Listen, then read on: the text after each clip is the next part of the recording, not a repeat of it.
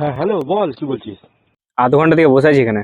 আরে সরি ভাই, আজকে না আমার মনে হয় না আসা হবে বলে। একটু কাজ পড়ে গেছে রে। দেখছি, আমি তাও দেখছি। ঠিক আছে, কাজ কর তুই।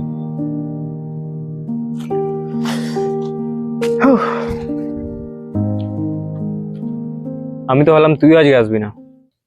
আমি মানে আর কার আসল কথা আছে? আর কার? একজনকে ফোন করলাম, ও তো ফোনই রিসিভ করলো না। আরেকজন ফোন রিসিভ করলো, কিন্তু উনি কাজে ব্যস্ত, আসতে পারবেন না। আজকে কাজ?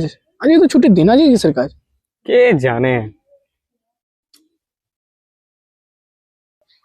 মনে আছে স্কুল লাইফে ক্লাস চলাকালীন আমরা কত ইয়ার্কি মারতাম, গল্প করতাম। স্যার ম্যামরা চিল্লে বলতো যেটা ক্লাসরুম নাকি মাছের বাজার।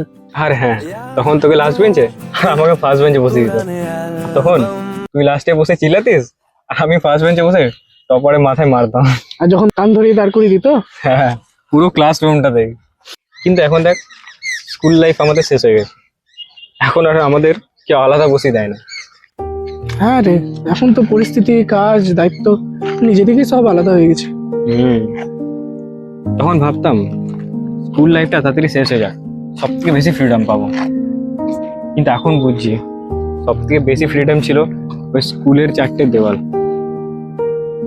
আচ্ছা, আমরা সবাই মিলে যখন একসাথে থাকি, আড্ডা দিই, তখন সেই পুরোনো স্মৃতিগুলো মনে পড়ে যায়। কিন্তু সেটা কি এখন আর রোজ হয়? আগে সময় থাকতো, কিন্তু তখন কথা বলতে পারতাম না। আর এখন কেউ একসাথে থাকি না। আচ্ছা বল, স্যার আমাদের আলাদা করে দিত পড়াশোনা বাঁচাতে।